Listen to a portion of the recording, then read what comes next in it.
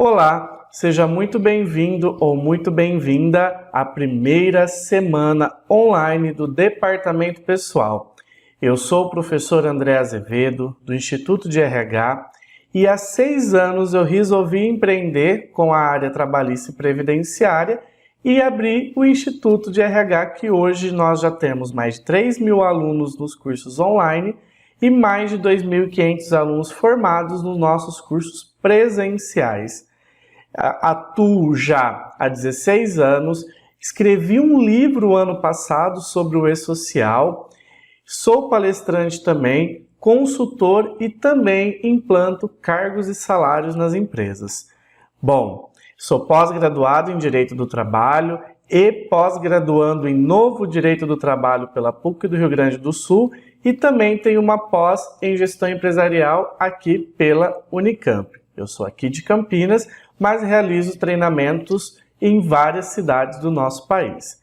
Vamos lá? Esta é a nossa primeira aula da semana do Departamento Pessoal e aqui nessa primeira aula nós falaremos sobre como estudar a legislação trabalhista e previdenciária e vou dar dicas de como parametrizar o sistema de folha de pagamento para que você não tenha erros na hora de gerar a sua folha.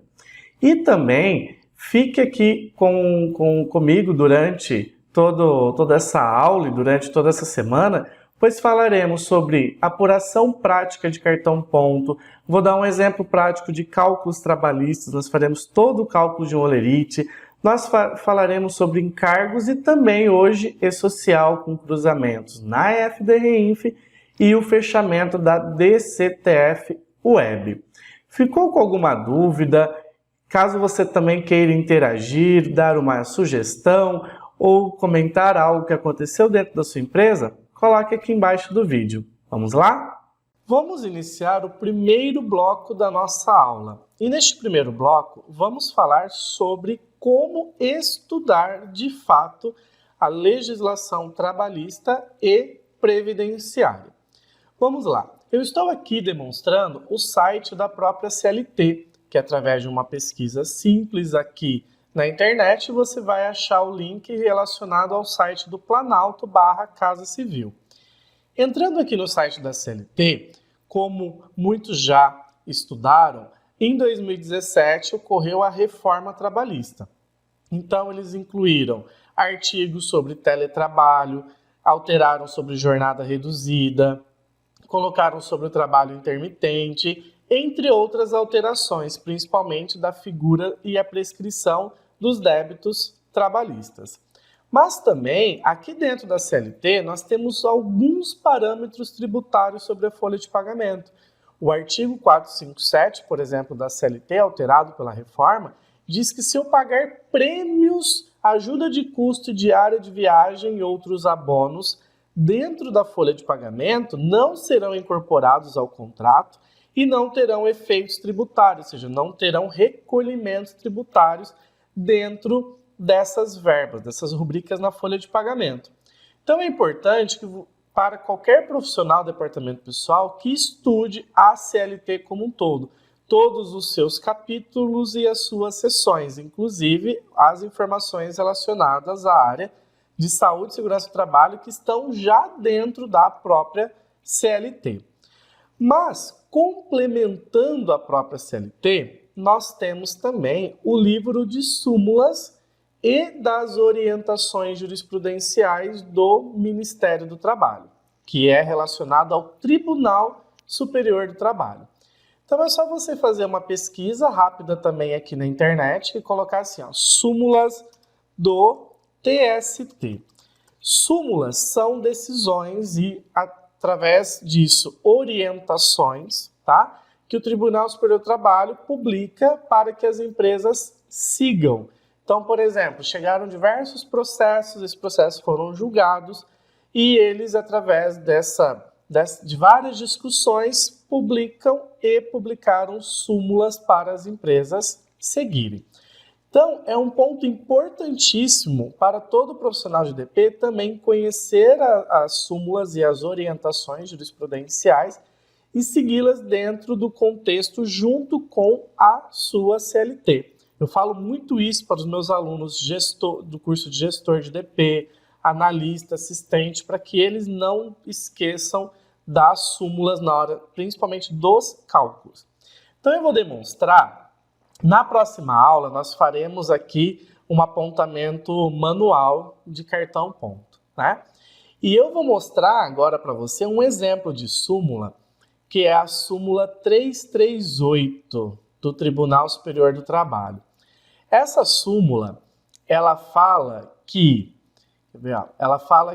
aqui no inciso 3º, os cartões de ponto que demonstram horários de entrada e saída uniformes são inválidos como meio de prova, invertendo-se o ônus da prova relativo às horas extras, que passa a ser do empregador, prevalecendo a jornada da inicial, se dele não se desincumbir. O que isso quer dizer? Você já viu, ou na sua empresa tem aquele cartão de ponto com horário britânico que nós chamamos? Todos os dias das 8 às 18, 8 às 18, e no horário de intervalo de refeição a mesma coisa. O que essa súmula quer dizer? Que lá na Justiça do Trabalho, esses cartões pontos serão invalidados caso um funcionário vá até a Justiça do Trabalho cobrar hora extra. Aí a empresa vai ter que provar, porque o ônus da prova será da empresa, com outras alternativas. Então isso vai para uma instrução e isso vai ser determinado em audiência.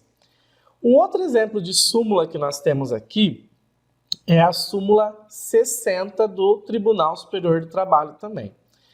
Aqui na súmula 60, diz aqui, vamos falar do adicional noturno como exemplo. O adicional noturno, pago com habitualidade, integra o salário do empregado para todos os efeitos. O que isso quer dizer? Que caso o empregado tenha recebido o adicional noturno de forma habitual, todos os efeitos remuneratórios de cálculos incidirão o cálculo do adicional noturno. Mas a problemática que eu ainda vejo muitos alunos citando e muitos clientes não seguindo é o inciso 2º que diz: cumprida integralmente a jornada no período noturno e prorrogada esta, devido é também o adicional quanto às horas prorrogadas. Se nós pegarmos, olha só como que uma informação, uma base legal complementa a outra. Se nós pegarmos o artigo 73 aqui da CLT, olha só, vou lá no artigo 73 da CLT, ele fala aqui no inciso 2º que considera-se noturno, para os efeitos deste artigo, o trabalho executado entre 22 horas de um dia e 5 horas do dia seguinte. Então, o que isso quer dizer, afinal de contas? Quer dizer que, com a súmula 60, se o empregado tiver cumprido integralmente a sua jornada no horário noturno e prorrogar esta jornada, ele também terá direito adicional noturno após as 5 horas da manhã e não somente até às 5, como diz o artigo 73 da CLT. Então, como exemplo, tem um funcionário que entra às 18 horas e sai às 6 da manhã, famosa 12 por 36. Esse funcionário, ele terá direito adicional noturno até às 6 da manhã e não só até às 5, como está escrito na própria CLT. Então você está vendo como que uma súmula impacta bastante na hora de realizarmos cálculos e aplicarmos a legislação, pois elas são utilizadas na Justiça do Trabalho. Nós temos diversas outras, por exemplo, a súmula 364 fala que não existe pagamento proporcional à exposição de risco de periculosidade. Nós temos súmula que fala que no caso de dispensa o empregador, ele não precisará, caso o empregado ele foi dispensado, aí ele arrumou outro emprego, levou a cartinha do outro emprego, o empregador não poderá descontar. Enfim, nós temos súmulas de adicional por tempo de serviço, nós temos súmula que fala que adicional por tempo de serviço não integra o DSR. Então, essas bases legais são importantíssimas. Olha só, nós temos algumas canceladas. Então, estando cancelada, não é mais para ser utilizada, não está mais vigente, tá? Verifique a data, né, enquanto ela esteve vigente e e olhe para isso. Olha só, súmula 228, adicional de insalubridade, base de cálculo. Ele fala que não há direito da empregada gestante, estabilidade provisória, né? Então ele fala aí depois ele fala, o percentual do adicional de insalubridade incide sobre o salário mínimo de que cogita o artigo 76 da Consolidação das Leis do Trabalho. Então é o salário mínimo e não o salário base do funcionário.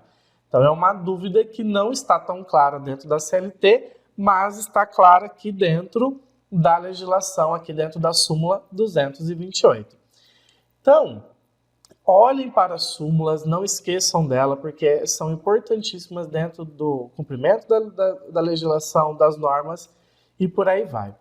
Aí eu vou colocar aqui um outro site também, que são as normas regulamentadoras do Ministério do Trabalho. É importantíssimo que o profissional do departamento pessoal, principalmente, leia as normas, a legislação, tá? E siga as normas. É claro que o profissional capacitado, que tem um know-how técnico para interpretá-la e para fazer cumprir a legislação, é o técnico, o engenheiro e o médico do trabalho. Mas também nós temos os enfermeiros do trabalho. Mas é importantíssimo que os profissionais do departamento pessoal estude cada uma delas e entenda quando solicitar o ASO, quais são os prazos do ASO, aprenda o que é o PCMSO, o que é PPRA, o que é LTCAT, o que é laudo de insalubridade, laudo de periculosidade. É importante que o DP entenda o porquê que está pagando, não apenas ir lá e pagar a insalubridade na folha de pagamento. Ele não precisa questionar a área técnica disso, mas ele precisa entender, olha, a empresa está pagando periculosidade porque no laudo de periculosidade apareceu o índice de exposição ao risco. Bom, após as súmulas aqui do Tribunal Superior do Trabalho, nós temos um outro site com informações importantíssimas para nós do Departamento Pessoal. Você lembra quando estava aquele impasse, e aí eu desconto ou não INSS sobre o aviso prévio indenizado? Lembra quando isso era uma discussão e a gente não tinha muitas bases legais ou nenhuma para recorrer? A gente tinha soluções de consulta e só. Muito bem, aqui eu estou no site que chama Instruções Normativas. Então é só você colocar assim, ó, na pesquisa, Instruções Normativas da Receita Federal, que ele já vai te dar esse link da Receita. Então, pelo próprio nome já diz, são instruções normativas, ou seja, a Receita Federal instruindo como fazer. E isso tem efeito legal. Então eu vou entrar aqui no site e vale lembrar que aqui não tem apenas instruções normativas da Receita, da área trabalhista e previdenciária, mas nós temos também de outras áreas e de outros tributos da empresa. Então eu vou citar um exemplo, a 1730. A Instrução Normativa 1730, de 2017, ela fala aqui, ó, que até a competência mais de 2016, a empresa tinha que descontar o INSS sobre o aviso indenizado, só que quando as empresas iam fazer a CFIP, o que acontecia? Ele não entendia o valor, aí a empresa calculava uma GPS a maior na mão e pagava pela GPS com valor maior. Aí ele fala aqui no artigo 7º, aqui, ó, que para fins do cálculo das contribuições, então quando ele fala para fins de cálculo das contribuições, quer dizer que é em cima do valor do aviso pré-indenizado, em cima do cálculo feito. Aí ele fala, do aviso pré-indenizado até a competência maio de 2016 deverá ser somado, a partir da competência junho de 2016, não mais. Aí ele fala, não deverá ser computado na base de cálculo das contribuições previdenciárias, exceto na base de cálculo das contribuições incidentes sobre o 13º salário, pelo valor correspondente a um dozeavos. Então, em cima dos 30, 33, 36, 39, por aí vai, dias de aviso prévio indenizado, nós não descontaremos previdência social e nem pagaremos tributo sobre ela. Agora, naquela projeção de 1/12avos, em cima que eu projeto, como eu mandei com aviso indenizado, então eu tenho que projetar pelo menos mais um mês de férias e mais um mês do 13º. Sobre essa projeção, nós também Aí nós faremos o desconto. Então, repetindo, dos 30 dias ou mais de aviso prévio indenizado, não descontaremos. Mas da projeção de 1/12 do 13º salário indenizado, nós descontaremos sim a Previdência Social e faremos o recolhimento patronal, tá? E aí nós temos aqui outras instruções normativas. Então nós temos instrução normativa, por exemplo, a 1500, a IN 1500, que é desde 2014, ela dispõe sobre as regras gerais do imposto de renda da pessoa física. Ou seja, tudo que a pessoa física poderia ter recebido e pago imposto de renda ou não, tá? Então, será que eu recebi X valor ou de trabalho assalariado ou de prêmios e por aí vai? Será que esse valor terá incidência para fins de imposto de renda? Então, é importante ler a IN 1500 e sua retificação também, tá? E aí nós temos outras instruções normativas, como, por exemplo, prazos de envio de DCTF Web, informações de REINF, atualizações de calendário do E-Social. Então é importante que você deixe isso daqui salvo lá nos seus favoritos do seu computador, para você não ter nenhum problema de esquecimento e não acompanhar. Então, deixe salvo aí a CLT, o livro de súmulas e orientações jurisprudenciais, leia o livro, faça o acompanhamento dele. Eu utilizo as jurisprudências para todos os meus cálculos trabalhistas e previdenciários dentro do meu curso de cálculo de gestor, de analista, de especialista, por aí vai, porque não é só de CLT que se faz a legislação trabalhista. Então, pegue também as instruções normativas e vamos agora falar sobre o E-Social. Não tem como a gente falar sobre estudar o departamento pessoal sem estudarmos o E-Social. Uma coisa hoje está ligada na outra. Para que eu possa estudar o DP, hoje eu tenho que estudar também o que é o E-Social.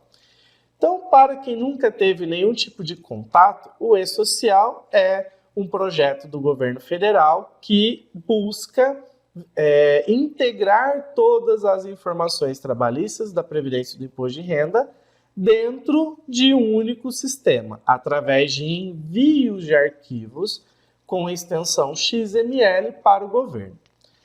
E aí nós temos, no meio disso, a documentação técnica para estudarmos. Às vezes a gente se pergunta, André, eu não entendo por que o meu sistema de folha travou, eu não consigo salvar mais uma admissão se eu não preencher tal campo. É porque o seu sistema de folha está dando um alerta que isso está lá no manual do E-Social e precisará ser enviado para o governo. Então vamos lá no site. Aqui do lado esquerdo nós temos aqui, documentação técnica, tá? E aqui na documentação técnica nós temos o próprio manual do E-Social, nós temos o controle de alterações e as notas orientativas, tá? É importante que você leia todas essas informações. Então, aqui no manual ele vai falar dos prazos, das regras. Por exemplo, se for aviso prévio indenizado, como informar, se for o trabalhado, como informar e por aí vai. E aqui nós temos os manuais de utilização web. Mas para nós é importante que a gente aprenda a ler isso daqui, os layouts. Eu vou dar um exemplo para você. Não se esqueça também das notas de documentação evolutiva, que alteram os manuais, tá? E as informações dos eventos. E as notas técnicas, é importante também que a gente acompanhe todas essas notas técnicas. Então eu vou baixar aqui os layouts do E-Social, ele vai baixar então um arquivo compactado com alguns PDFs aqui dentro. E aí eu vou dar uma dica super importante. André, foi publicado uma atualização do manual dos layouts, tá? Na 2.5, foi para 2.501, 2.402 e por aí vai. Eu terei que ler tudo novamente quando algo disso for alterado? Não. Você poderá aqui no layout visualizar esse PDF chamado controle de alterações de layouts. Então, se você clicar aqui, ele vai abrir um arquivo .pdf, tá? E aí ele vai dizer quais eventos foram alterados, aí você vai lá dentro do layout e verifica o que mudou de um evento para o outro. E os eventos do e-social começam com a letra S, tá bom? Voltando aqui então, nós temos as tabelas do e-social, só que nós temos mais tabelas aqui nesse site que eu já vou te passar, ó. Se você colocar assim, ó, SPED tabelas do e-social, ele vai te dar esse link, que é do sistema SPED. SPED é o Sistema Público de Escrituração Digital, que faz parte do e-social, que o e-social, na verdade, está dentro dele. Era um pedacinho do SPED que estava faltando. Se você entrar aqui dentro, você vai selecionar pacote geral e olha só, ele vai te dar várias tabelas, inclusive tabelas que não tem aqui na própria documentação ainda, mas está para ser atualizado, tá? Mas se você baixar aqui o PDF, o que são as tabelas? Por exemplo, tabela de tipo de países, tipo de rubricas, classificação tributária, motivos de afastamento, motivos de desligamento e por aí vai. Mas lá no site do portal SPED Tabelas do e-social, nós temos mais tabelas do que somente essas 29 que nós temos aqui. Então é importante você complementar a informação de uma com a outra, tá? Voltando aqui então, eu vou pegar aqui a documentação técnica. Essa tabela de regras, nós temos aqui informações mais para a área de TI, mas também é importante que a gente faça uma leitura e a gente verifique. E o que é importante aqui para nós? Os layouts do e-social. Os layouts do e-social mostram para nós todas as informações que nós teremos que inserir dentro do sistema de folha para serem levadas para o e-social. Então, ele está por layouts aqui, ó, S1000, 1005 e por aí vai. Então, se eu clicar aqui, por exemplo, no S1000 e descer aqui, ó, registros do evento, olha lá, eu vou começar a partir da linha 17. Tá? Então, o jogo da velha aqui é a linha 17. Registro campo e registro pai são as informações. Então, razão social, vai puxar lá do cadastro do empregado. Aqui, se é um grupo de informações que é a letrinha G ou se é um elemento. Aqui, se tiver com C, quer dizer que são caracteres. N, eu só poderei preencher com números. E D, só poderei preencher com datas. Mas para nós do DP, é importante a gente ler isso daqui, ó, o 1-1 aqui na frente. O que significa 1-1? Significa que a informação é obrigatória e deverá existir pelo menos uma informação ali dentro. Ou seja, se eu deixar aquele campo lá dentro do meu sistema de folha em branco, o e-social vai rejeitar o meu arquivo, vai dizer, eu não posso receber o teu arquivo porque falta uma informação obrigatória. Agora, se tiver com 0-1, quer dizer que a informação é facultativa, mas poderá existir uma informação. E aqui o tamanho do campo, tá? E o que é importante aqui, ó, são as informações, quais são os campos e as regras de validação. Se eu subir aqui e pegar o evento S2200, que é admissão de um funcionário, eu vou te mostrar que o e-social não aceita união estável. Olha só aqui, ó. Ele pergunta, estado civil do trabalhador, ó. Tá vendo? Conforme opções abaixo. Eu só poderei informar se ele é solteiro, casado, divorciado, separado ou viúvo. Aí ele fala, valores válidos, somente esses 5 códigos aqui. André, mas o meu sistema de folha, ele aceita que eu informe união estável, porque o meu convênio médico aceita a inclusão de união estável dentro do convênio. Então, essa informação ficará dentro do seu sistema de folha. Mas para o e-social, nós teremos que informar algum desses códigos aqui, ó, e não aquele código que está lá no seu sistema de folha, tá?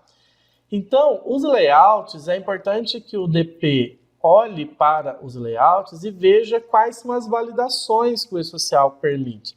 Ah, André, meu evento está voltando com erro. Você tem que verificar qual que é o erro e verificar se não foi nada do cadastro. Ou seja, aqui na validação estava dizendo para cadastrar tais campos, só que você colocou outro. Se eu colocasse, por exemplo, aqui o código 6, ele ia voltar dizendo que essa validação não é aceita dentro do portal do e-social, tá? Então, nesse primeiro bloco aqui da nossa aula, eu quis passar para os meus alunos participantes aqui da semana do Departamento Pessoal algumas fontes do direito trabalhista previdenciário do imposto de renda para que você não fique desatualizado e siga. Mas também nós temos outros sites, nós temos o Diário Oficial da União na parte do Ministério do Trabalho, nós temos o CARF da Receita Federal, nós temos as soluções de consulta, enfim, nós temos outras fontes também além dessas. Mas o meu objetivo foi te mostrar que para estudarmos de fato o departamento pessoal, não basta seguirmos apenas a CLT. Nós temos que nos cercar de conhecimento o tempo todo e eu estou aqui para te ajudar em relação a isso. Então vamos agora para o nosso segundo bloco da nossa aula da primeira semana do Departamento Pessoal. Dando continuidade, então, à parte da legislação, vamos falar agora sobre as parametrizações do nosso sistema de folha de pagamento. Eu costumo dizer que não adianta nada a empresa investir num sistema de folha de pagamento super completo se os parâmetros básicos e iniciais não estiverem corretos. Aqui estou demonstrando um sistema online que eu tenho autorização por escrito para demonstrar, que chama Folha Web. Então, é um sistema de folha de pagamento online que eu acesso pela internet e eu utilizo para fazer demonstrações práticas e reais para os meus alunos. E eu vou demonstrar aqui alguns exemplos de como parametrizá-lo. É claro que isso dependerá de cada sistema de folha de pagamento, tá? Então, eu só vou fazer um exemplo e dar algumas dicas e orientações sobre como realizar corretamente esses parâmetros. Então, vamos lá. Com base, então, na documentação do e-social, nos layouts do e-social, nós temos que parametrizar inicialmente no nosso sistema de folha de pagamento as tabelas. Então, eu vou falar agora dos eventos 1000 e 1005, tá? Do e-social, que são as informações iniciais. Então, se eu entrar aqui no evento S1000 do e-social, ele fala então que eu tenho que preencher corretamente a razão social, a classificação tributária conforme a tabela 8. Então, vamos lá na tabela 8, na classificação tributária. Então, como que eu vou procurar isso aqui no meu sistema de folha? Eu vou aqui, ó, empregador. Eu vou aqui em empregadores, então S1000 é o cadastro do empregador. Então, eu tenho 3 empregadores cadastrados aqui nesse sistema de folha. Eu vou abrir aqui um como exemplo, tá? Então, ele pergunta o CNPJ, a razão social. Aí ele fala classificação tributária. Se eu editar aqui, ó, classificação tributária, ele vai me dar essa listagem aqui, ó, de opções, tá? E essa listagem, o sistema de folha está se baseando aqui na tabela 8 do e-social. Então, eu vou explicar melhor as classificações tributárias lá na nossa aula que eu falarei sobre encargos. Mas esses 3 códigos aqui, ó, são empresas enquadradas no Simples Nacional. Eu costumo dizer para os meus alunos que estão ingressando nessa parte de encargos que a primeira coisa que você precisará saber antes de fechar os encargos da sua empresa é se a sua empresa está enquadrada no Simples Nacional ou não. E para isso nós temos esse site aqui, ó. Só você fazer assim, ó, consulta do Simples Nacional. Você entrando aqui, ó, consulta do Simples Nacional, é só você colocar o CNPJ da sua empresa. Então eu vou pesquisar aqui o CNPJ da minha empresa. Coloca esse CAPT aqui, né, esses caracteres especiais, tá? E vem aqui em consultar. Aí, se a sua empresa estiver enquadrada no Simples Nacional, vai aparecer aqui, ó, situação no Simples Nacional, optante pelo Simples Nacional desde junho de 2017, que foi quando eu abri este CNPJ que eu estou mostrando, porque anteriormente eu era MEI. Então, 8/6/2017. Está para completar em 2 anos. Voltando, então, aqui ao cadastro, se a empresa ela for do Simples Nacional, que é quando ela substitui a sua carga patronal, a empresa terá que analisar se ela é 100% substituída, parcialmente substituída, que é quando ela paga os 20% patronal, ou se ela é atividade concomitante, quando ela é um pouco substituída e um pouco não substituída. Mas a diferença das 3 empresas do Simples Nacional eu explicarei lá na nossa aula de encargos. Você terá que verificar se a sua empresa é do MEI, se é agroindústria, se é produtor rural, se é consórcio, se é órgão gestor de mão de obra, se é entidade sindical com base na Lei 12.023 de 2009, associações, bancos, sindicatos, a entidade beneficente / isenta, ou se é uma empresa jurídica em geral. Então, André, eu entrei aqui no site e vi que a minha empresa não é optante pelo Simples. E a minha contabilidade diz que ela está incluída, alguns CNPJs estão enquadrados no lucro real e outros CNPJs estão enquadrados no lucro presumido. Então, você vai colocar aqui dentro o código 99, que são pessoas jurídicas em geral, ou seja, ela não é uma empresa do Simples Nacional, tá? Voltando aqui, então, ele vai perguntar ó, a natureza jurídica da sua empresa. Essa natureza jurídica é só entrar aqui no cartão do CNPJ, mas uma dica que é importante você anotar aí já, André, corre o risco em algum momento a empresa deixar de ser desenquadrada do Simples Nacional? Com certeza. É importante, então, que você coloque lá no seu checklist de folha de pagamento para você sempre verificar se a empresa continua ou não enquadrada no Simples Nacional, porque os encargos, como nós aprenderemos nas próximas aulas, eles mudarão completamente, tá? Então, aqui, se você entrar, colocar cartão do CNPJ e colocar o CNPJ da sua empresa, você vai conseguir aqui, ó, o que ele pede? Palmeiras. Então, vamos aqui tentar achar as palmeiras aqui. E vai consultar. Você consultando o cartão do CNPJ, ele vai dizer para você, ó, código de descrição da natureza jurídica. Então, a minha empresa é 230.5 porque ela é uma EIRELI, de empresa individual de responsabilidade limitada. Então, 230, dígito 5, tá? Então, por isso que está preenchido aqui. Aí nós temos alguns parâmetros super importantes dentro do sistema de folha. Tá vendo aqui, ó, contagem de dias para mensalistas. Muitos sistemas de folha perguntam, misto, dias normais e extraordinários, sempre comercial, sempre número de dias do mês. É importante que você leia aqui nessa parte o que diz o artigo 64 da CLT. Por quê? Para mensalista, nós utilizamos aí como base 30 dias para cálculo mensalista, independente da quantidade de dias, número de dias do mês, não é? Só que se você travar o seu sistema de folha de pagamento sempre para 30, para tudo, você poderá não respeitar aqui o parágrafo único que diz, ó, sendo o número de dias inferior a 30, adotar-se-á para o cálculo, em lugar desse número, o de dias de trabalho por mês. Então, o que isso quer dizer? Se eu deixar aqui sempre comercial 30 dias no meu sistema de folha de pagamento, esse sistema eu já fiz um teste, o que ele vai fazer? Por exemplo, o empregado ele foi admitido no dia 18 de maio. Maio é um mês de 31. Então, ele vai pagar salário para esse funcionário do dia 18 de maio até o dia 30 de maio. Ele não vai respeitar o dia 31. E ele não vai respeitar, então, o parágrafo único do artigo 64 da CLT. Então, é importante também que você veja isso em relação a férias, em relação ao retorno de afastamento e por aí vai.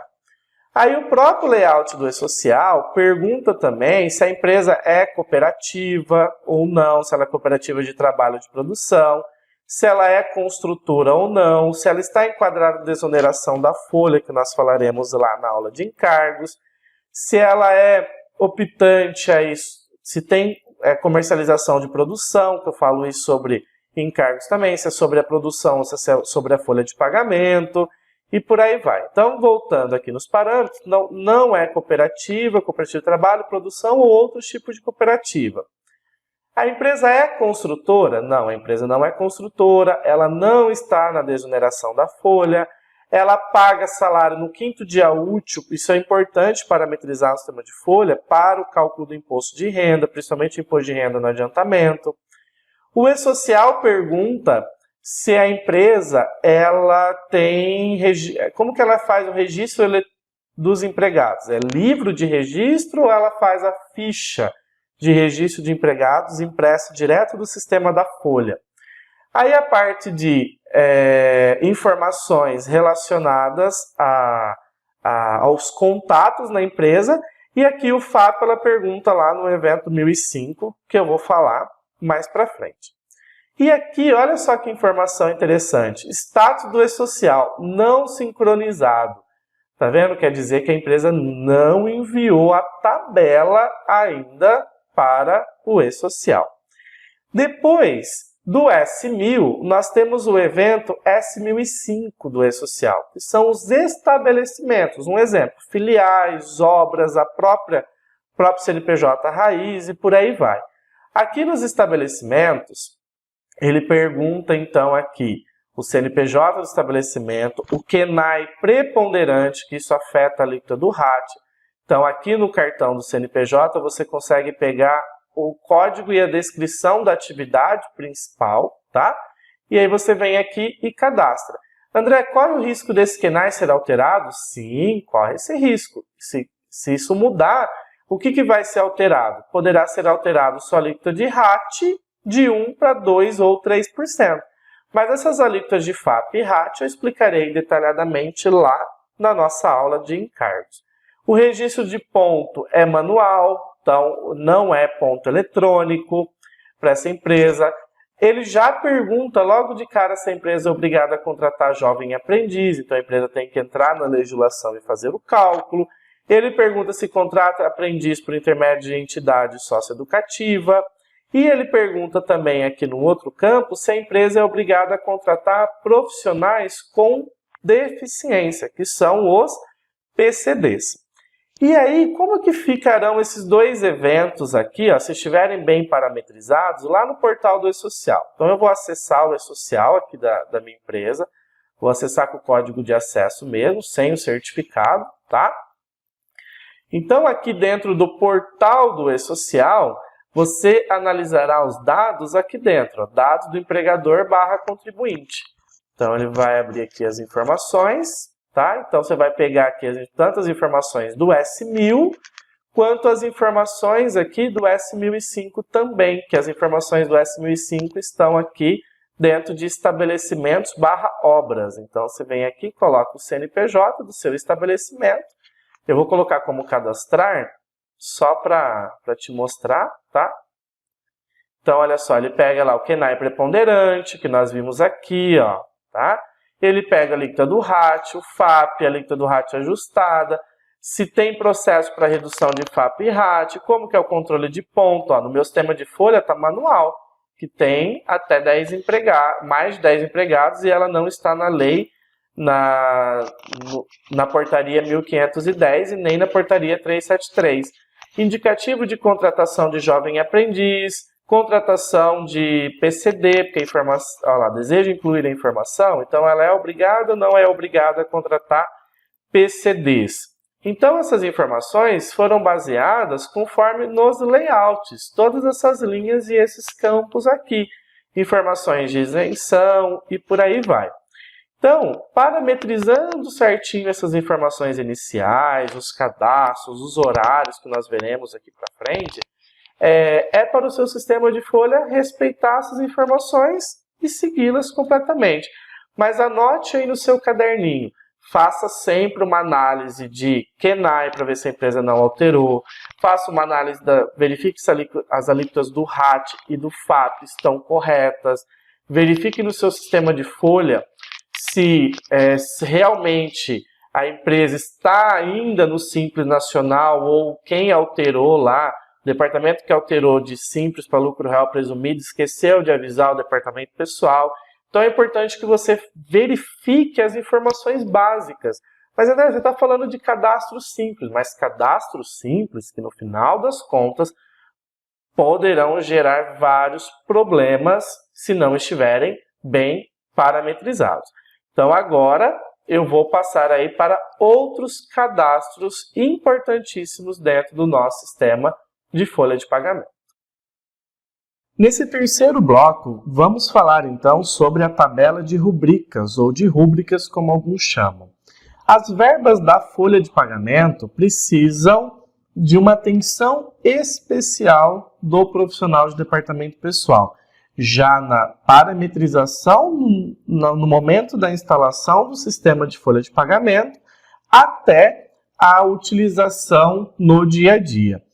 Eu falo muito também nos meus treinamentos, cuidado com essas criações o tempo todo de verbas e essa criatividade que muitas empresas têm na hora de criarem verbas na folha de pagamento.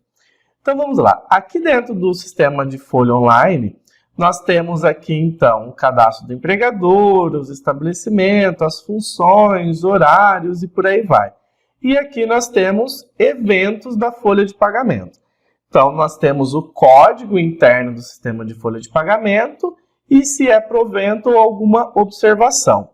Lá no layout do e-social, esses códigos estão aqui na tabela 1010, tabela de rubricas. Então, aqui dentro da tabela, dentro dos layouts dessa tabela 1010, ele pergunta então se é vencimento, provento ou pensão, se é desconto, se é apenas informativa, que eu vou falar sobre isso, e se é informativa dedutora também.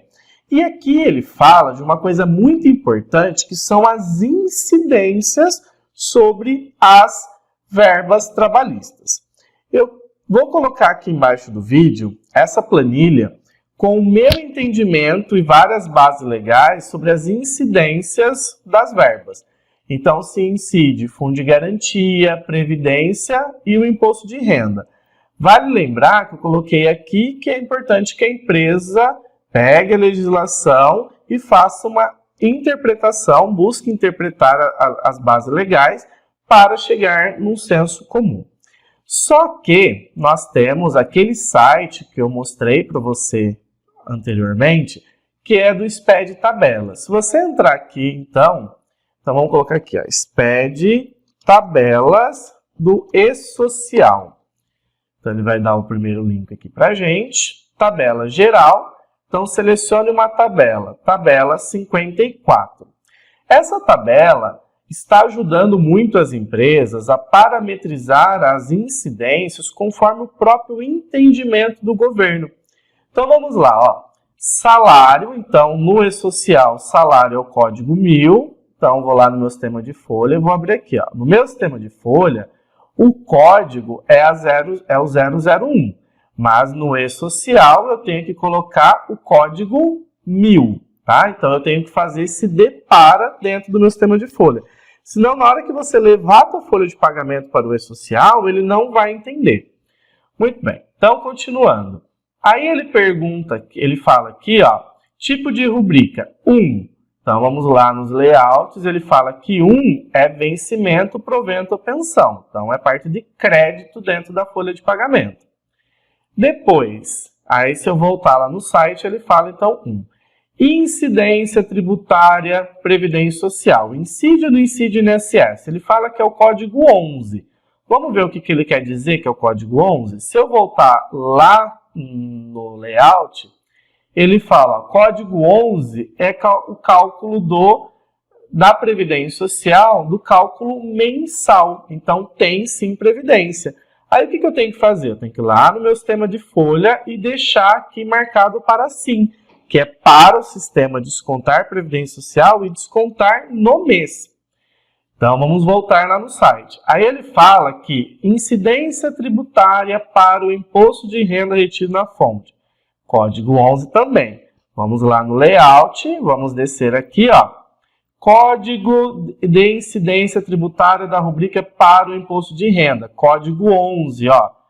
Será calculado na remuneração mensal do colaborador. Então, eu vou lá no meu sistema de folha de pagamento e vou deixar marcado para descontar o imposto de renda. Aí, o que ele diz aqui também? Fundo de garantia. Fundo de garantia é o código 11. Vou voltar lá no layout, vou descer lá no FGTS, ó. código de incidência da rubrica para o fundo de garantia. Aí ele fala, código 11 é base de cálculo do FGTS mensal também. Então, eu vou lá no sistema de folha e vou deixar marcado para o FGTS. Aí ele fala, para contribuição sindical laboral. Então, ele está 0, tá vendo? Se ele estiver 0, quer dizer que é para não tributar mais. Então, não é base de cálculo, tá vendo? Porque nós temos que analisar se realmente nós descontaremos ou não. Então, se tiver como 00, aí eu vou lá no sistema de folha e vou ver se está certo. Olha lá, o sistema de folha está marcado, então essa informação já estaria errada. Eu tenho que tirar essa informação daqui.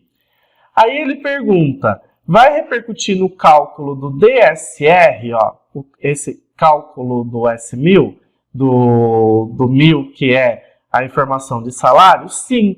Então tem que ir lá no sistema de folha e ativar essa informação do DSR. Aí ele dá aqui, ele vai pedir para a gente amarrar em quais verbos que o DSR será calculado. Depois ele pergunta, e no 13º, esse valor será calculado, será utilizado para cálculo, né? Terá repercussão nesse cálculo? Então eu tenho que vir aqui no 13º e colocar assim também.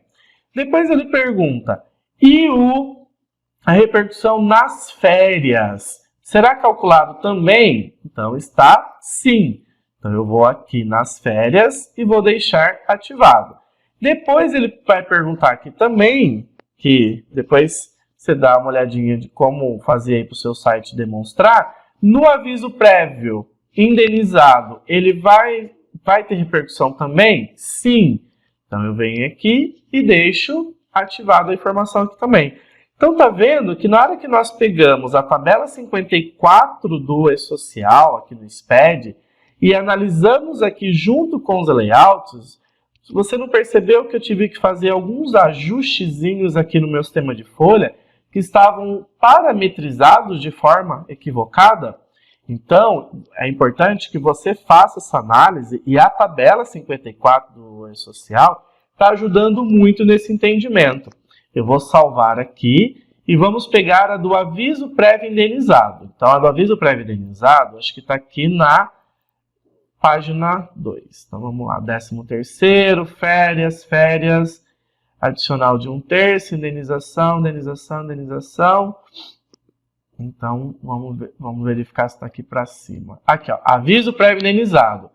Código S1003 do E-Social. Então, nós temos aqui os códigos. Então, vamos lá. Então, vou lá no meu sistema de folha, vou procurar aqui o aviso prévio indenizado no meu sistema de folha de pagamento, tá? Então, aviso prévio indenizado. Ó, no meu sistema de folha, o código é o 0.75. No E-Social é o 1003. Então, o código aqui no E-Social tá certinho, ó, tá vendo? Código 1003. Aí vamos para as incidências. Aí ele diz o que aqui, ó? É provento, então é o código 1, 0 para INSS, então INSS 0. Então, o que quer dizer aqui o INSS zerado? Quer dizer que não é base de cálculo, ou seja, nós não deveremos descontar INSS sobre o aviso prévio indenizado. Então, tá vendo que no meu sistema de folha está errado? Ele está descontando, ó. Eu deixei assim para demonstrar, mas estaria errado porque ele está demonstrando de forma equivocada para a gente. E o imposto de renda? Terá repercussão no imposto de renda? Vamos lá. O imposto de renda está 74. Ó, vamos lá no layout, vamos ver o que ele diz aqui. Ó. Então, imposto de renda, código 74, indenização e rescisão de contrato, inclusive a título de PDV e acidente de trabalho. Mas olha lá, isenções do imposto de renda. Então, eu vou deixar aqui sem a marcação. E aviso indenizado, nós pagamos fundo de garantia? Ele fala que é o código 21. Então, vamos lá para o layout, vamos procurar aqui onde está a parte do FGTS. Código 21, base de cálculo do FGTS rescisório. Então, tem sim, é base de cálculo. Então, eu tenho que vir aqui, base do FGTS. Vai entrar na contribuição sindical? Então, tá 0. Então, contribuição sindical eu vou tirar. Vai entrar na base de cálculo do restante? Olha lá, tá tudo como N. Então, eu tenho que desmarcar o DSR e já está desmarcado as outras informações. E aí eu vou salvar. Então, além do depar, é importante que você também faça uma análise das incidências conforme a tabela 54 do E-Social, para que você não tenha problemas depois de incidências ou cálculos lá na parte do encargos, na sua DCTF Web e por aí vai, tá? Aqui dentro do portal do E-Social, depois, André, eu vim aqui, né, no meu sistema de folha e fiz essas alterações que você orientou fazer. Aí o que eu vou ter que fazer agora? Eu já mandei o S1010 para o E-Social. O E-Social já conhece a tabela. Você vai lá no ambiente do E-Social, no seu sistema de folha, e vai lá, transmissão de tabelas. Então, tabelas aqui de rubrica, olha lá, ó, todas as que nós alteramos, né, e as demais, você vai retransmitir para o E-Social. Aí você vai entrar aqui no portal do E-Social e virar aqui em tabelas, rubricas, vai pesquisar pela nomenclatura dela, tá? Pelo código ou descrição dela e vai verificar se ele preencheu todos esses campos conforme as orientações aqui da tabela 54. Então essa tabela é bem chatinha, dá trabalho, mas é importante que você pegue essa tabela 54 e faça uma análise aí para que sua folha de pagamento converse 100% com o entendimento da própria Receita Federal lá dentro do portal do SPED, tá bom? Então agora vamos para o próximo bloco e vamos falar aí agora sobre tabela de horários e cargos dentro do E-Social. Neste quarto bloco, vamos falar então sobre a parametrização dos cargos dentro do sistema de folha de pagamento. Vale lembrar que o E-Social ele não fará uma validação do seu plano de cargos e salários da sua empresa. É importante que a sua empresa tenha as descrições dos cargos, porque serão utilizadas lá no evento S2240 do E-Social, um evento da área de SST, mas é importante também que a sua empresa não seja tão criativa na hora de criar cargos aí para os funcionários. Tem muitas empresas que criam muitos níveis, júnior, pleno sênior, júnior 1, júnior 2, júnior 3, ou assistente 1, assistente 2, assistente 3, auxiliar 1, 2, 3, 4, 5 e por aí vai. Caso a empresa tenha esse tipo de plano de cargos e salários e essa divisão, é importante que a sua empresa faça o quê? Que ela tenha tudo isso desenhado, principalmente as suas políticas salariais. Mas o E-Social, o que ele quer saber realmente dos cargos? Ele quer saber o código do cargo, tá, que a empresa utiliza, a nomenclatura do cargo e a CBO. E isso está aqui dentro do layout do evento S1030 do E-Social. Então, toda vez que você criar um cargo novo ou alterar alguma informação de um cargo, é importante que você reenvie o evento com o código do cargo, a nomenclatura do cargo e a CBO do cargo. Aqui no sistema de folha de pagamento, aqui na parte do empregador, então, nós temos essas informações que eu passei anteriormente, e aí ele chama aqui de funções, mas são os cargos dentro da empresa. Aqui, se eu clicar em editar no cargo, o que ele pergunta então? A descrição, como o próprio manual do E-Social está pedindo, o número da CBO, e ele pede para a gente amarrar o sindicato, o CNPJ do sindicato da categoria que vai utilizar aquele cargo, isso por uma questão de parâmetro aqui dentro do nosso sistema, tá? Então ele pede para a gente amarrar quais cargos estão amarrados em cada sindicato. Na hora que eu vou criar o cargo, eu já vou amarrar qual que é o CNPJ do sindicato. E ele pergunta se já foi parametrizado lá para o E-Social. Mas lá no portal do SPED das tabelas, o E-Social, além de nós termos aqui o site da CBO, da Classificação Brasileira das Ocupações, o site, ele também aqui, do portal SPED, eles colocaram aqui a tabela 50. Ó. Então, olha como que eles chamam a tabela 50. Tabela de CBO do E-Social. Então, ele diz aqui, na tabela 50, quais são as CBOs que o E-Social está utilizando e quais os cargos dessas CBOs que o E-Social está utilizando. Então você pode pesquisar por aqui e por aqui também pelo próprio site da CBO, da Classificação Brasileira das Ocupações. O que é importante é que a sua empresa faça uma revisão e tenha também as descrições. Mas André, aqui como o próprio layout, ele não está pedindo as descrições das atividades. Então eu vou te mostrar aqui o evento S2240, que será enviado pela área de SST. Então aqui no evento S2240, se nós descermos aqui na linha 21, vamos ver se está na linha 21, ele fala aqui matrícula do funcionário, aqui na linha 23, ele pergunta descrição das atividades desempenhadas, desenvolvidas.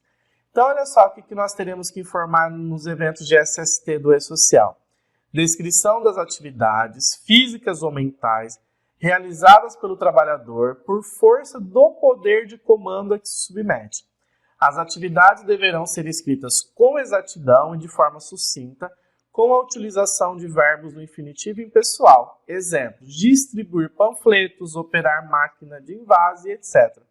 Então, tá vendo que no evento S1030 ele só está pedindo nomenclatura, código e CBO, mas você terá que verificar aí dentro do seu sistema de folha, ou dentro do sistema próprio dos eventos de SST, ou como que a clínica, a empresa de SST, informará esses eventos lá dentro do seu sistema.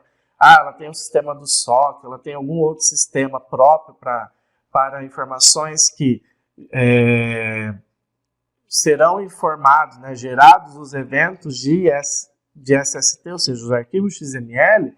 Você precisa já hoje verificar de qual sistema que essas informações sairão.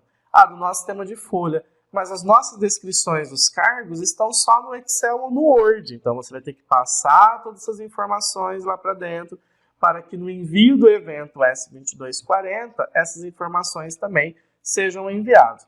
Mas, inicialmente, agora no 1030, nós estamos informando apenas a descrição, CBO e a nomenclatura do cargo, que é a descrição, CBO e o código que a sua empresa está utilizando também para o cargo.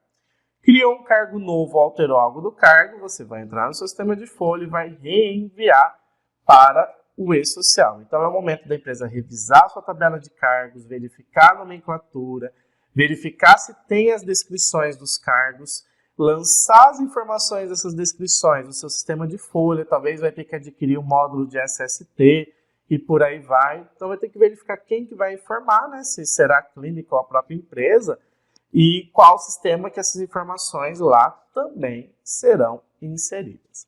Tá bom? Então vamos para o quinto bloco agora, vamos falar sobre os horários de trabalho dentro do E-Social, porque nós estamos na aula 1, falando das parametrizações do nosso sistema de folha de pagamento. Nesse quinto bloco da nossa primeira aula da semana do Departamento Pessoal, vamos falar então sobre o cadastro dos horários de trabalho aí dentro do seu sistema de folha de pagamento. Na próxima aula, olha só que legal, eu farei aqui junto com vocês a apuração desse cartão ponto aqui da funcionária Luísa. Nós analisaremos aqui interjornada, intrajornada, hora extra, adicional noturno, hora extra diurna, hora extra noturna, atrasos, faltas e demais informações na apuração do cartão ponto. E aí nós teremos uma aula de cálculos trabalhistas que nós faremos os cálculos dela até chegarmos aqui no seu recibo de pagamento de salário. Mas antes disso, então, vamos parametrizar esse horário dentro do nosso sistema de folha. Ela trabalha de segunda a quinta-feira, das 8 às 18, e na sexta-feira ela sai das 8 às 17. Ela faz 1 hora de almoço. Então vamos lá. No nosso sistema de folha de pagamento, eu tenho aqui turnos/horários. É importante dizer que o E-Social ele não cobra informação, ele não quer saber, por exemplo, André, e as escalas de trabalho, os turnos de revezamento, ele quer saber o horário diário qual será o horário que ele trabalhará na segunda-feira, na terça-feira, na quarta-feira, e através disso sendo composta a semana de trabalho do funcionário. Aqui no portal SPED Tabelas também tem uma tabela que está ajudando bastante as empresas nessa parametrização. Então aqui em tabela geral, vou atualizar aqui o site. Então tabela geral, aqui na tabela 52, ó. Tabela 52. Então ele fala aqui, ó, código, então jornada diurna de 7h20 com 100 minutos de intervalo. Então são exemplos, então entra às 8 da manhã, sai às 5 da tarde e faz aí 100 minutos de almoço, tá? Então ele faz aí 1h40 de almoço. Duração de intervalos em minuto, então tipo de intervalo, variável. Depois, jornada diurna de 8h48 com 72 minutos de almoço, que é 1h12 minutos de almoço. Depois, jornada diurna de 8 horas com 2 horas de almoço. Então, ele dá aqui para nós alguns exemplos. Ó, jornada diurna de 8 horas com 60 minutos de intervalo. Então, ele dá aqui para a gente vários exemplos de parametrizações desses horários de trabalho dentro do E-Social. Mas está vendo que o E-Social quer saber quantos minutos o funcionário trabalhará por dia e quantos minutos ele terá de intervalo de refeição por dia. Tudo isso em minutos. Ah, André, meu sistema de folha de pagamento, eu só cadastro o horário, ele mesmo converteu em minutos e está mandando para o E-Social. Mas observe se ele está fazendo isso na jornada noturna, porque no trabalho noturno ele tem que fazer por 52 minutos e meio e não 60. Aí ele pergunta se o tipo de intervalo é flexível ou é variável. Então o que acontece? Ah, todos da empresa têm que almoçar naquele horário, então horário fixo. Ah não, o horário é variável, ele pode fazer 1 hora de almoço no horário mais ou menos que ele queira. E a jornada é flexível, essa jornada tem escala, tem turno de trabalho, é uma jornada que pode ser alterada, ou, por exemplo, tem empresas que o funcionário entra, ele pode, ao invés de ele entrar às 8, ele pode entrar às 9 da manhã e ir embora um pouco mais tarde. Então, é um exemplo de jornada flexível. Aqui dentro do sistema de folha, eu vou editar aqui uma jornada de trabalho, então ele pergunta, jornada de trabalho, então início às 8 da manhã, término às 18 horas. Depois, permitido flexibilidade dos horários, está ativado aqui. Por quê? Porque ele pergunta se pode. Depois, o tipo de intervalo é fixo ou é variável? Fixo seria aqui o código 1, tá? Aqui dentro, código 1. E variável quer dizer que ele pode almoçar, ele terá que fazer os 60 minutos de almoço, mas ele terá que almoçar naquele momento. Ele não precisará almoçar naquele momento, mas ele terá que cumprir aqueles minutos de almoço. Ou sem intervalo, é uma escala de 4 horas, 3 horas por dia que não tem intervalo. Então aqui é horário variável. Intervalo. Então tá vendo que o sistema de folha de pagamento, ele deixa eu cadastrar 1 hora, mas ele também deixa eu cadastrar, por exemplo, aqui 60 minutos, tá? Então, eu tenho que verificar no meu sistema de folha de pagamento se eu vou ter que colocar 1 hora sim, ou se eu vou ter que colocar 60 minutos, para que o sistema leve para o E-Social a quantidade de minutos. O E-Social não quer receber pelo próprio manual a informação de 1 hora, ele quer receber a informação da quantidade de minutos de intervalo de refeição do funcionário. Então, isso você tem que verificar se o seu sistema converte. Então, ele pede para informar horas e minutos. Então, quando eu vou gerar o XML para mandar para o E-Social, ele converte para 60. Agora, André, o meu sistema pede para que eu cadastre manualmente. Aí será com o teu próprio sistema de folha de pagamento. Então, é importante que você veja esses exemplos de parametrizações de jornada de trabalho. É importante que a empresa também não seja muito criativa com essa jornada de trabalho. Mas se eu pegar aqui, por exemplo, o cadastro de um funcionário, é para aparecer aqui no cadastro do funcionário, tá vendo? Ó, toda a jornada de trabalho dele da semana. Tá? Então ele pergunta a jornada de semana, o sistema pergunta que o DSR será os domingos e por aí vai. Então, aqui no portal SPED, é importante que você, através desses exemplos, faça uma análise aqui nos cadastros da sua jornada de trabalho e verifique isso dentro do cadastro do funcionário. É importante dizer também que quando nós alteramos o horário de trabalho do funcionário, eu estou alterando o contrato e não o cadastro. Tá? Então, ele vai levar para o E-Social um evento S2206-2206, alterando o seu contrato de trabalho. Tem que verificar se a empresa também pode fazer isso sem anuência prévia, ciência prévia do empregado. Tá? Então, nesta primeira aula da Semana do Departamento Pessoal, nós vimos, então, como estudar a legislação trabalhista e previdenciária, como cadastrar os eventos iniciais no sistema de folha de pagamento, como cadastrar as rubricas, que são as verbas da folha, como informar os cargos dentro do sistema de folha de pagamento, os horários. E amanhã, na nossa próxima aula, nós aprenderemos a legislação e faremos uma apuração prática com todos os pontos legais de como apurar cartão ponto na unha. Finalizamos então a nossa primeira aula da primeira semana do Departamento Pessoal. Espero que você tenha gostado desta aula e, por favor, compartilhe, diga para as pessoas que você participou e deixe aqui embaixo do vídeo alguma dúvida que você tenha ficado durante esta aula. Será um prazer responder a sua dúvida. Um abraço e até amanhã na próxima aula com apuração e legislação do cartão ponto na prática. Um abraço.